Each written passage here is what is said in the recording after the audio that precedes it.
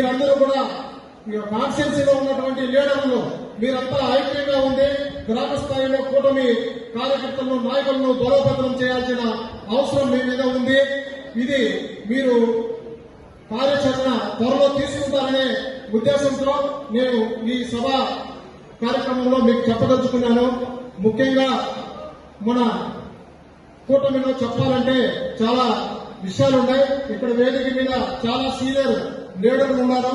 వాళ్ళందరినీ మేము చూస్తా పెరిగినాం.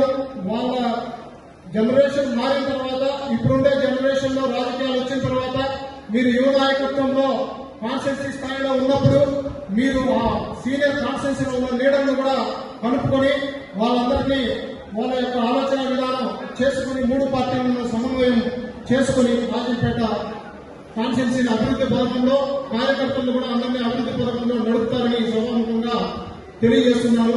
ఈ అవకాశం ఇచ్చిన పెద్దలకు నమస్కారాలు తెలుపుకుంటూ విరమించుకుంటున్నాను.